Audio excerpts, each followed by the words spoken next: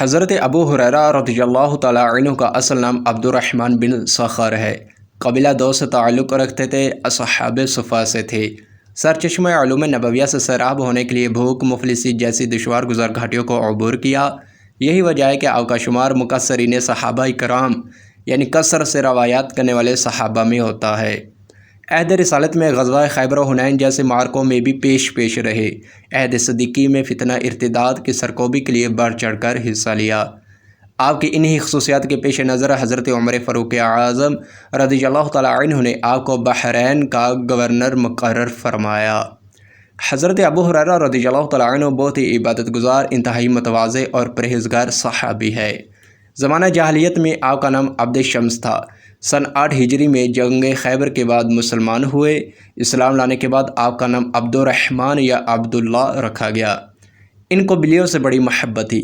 ایک دن سرکار علیہ الصلوۃ والسلام نے ان کی آستین میں ایک بلی کو دیکھا تو ان کو یا ابا ہریرہ، اے بلی کے باپ کہہ کر پکارا۔ اس دن سے آپ کا یہ لقب اس قدر مشہور ہو گیا کہ لوگ آپ کا اصلی نام ہی بھول گئے، اس لیے آپ کے نام میں بڑا اختلاف ہے۔ آپ اصحاب صفا میں سے ہے۔ حضرت ابو ہریرہ رضی اللہ تعالیٰ عنہ نبی کریم صلی اللہ علیہ وآلہ وسلم کا بہت ادب و احترام کرتے۔ آپ رضی اللہ تعالیٰ عنہ اس قدر باادب تھے کہ بغیر طہارت کے بارگاہ رسالت میں حاضر ہونا اور رحمت عالم صلی اللہ تعالیٰ علیہ وآلہ وسلم سے مصافحہ کرنا گوارا نہ کرتے تھے۔ چنانچہ ایک مرتبہ آپ رضی اللہ تعالیٰ عنہ کو غسل کی حاجت تھی کہ راستے میں جان عالم علیہ الصلوۃ والسلام سے سامنا ہو گیا، لہٰذا کترا گئے اور غسل کر کے خدمت اقدس میں حاضر ہوئے۔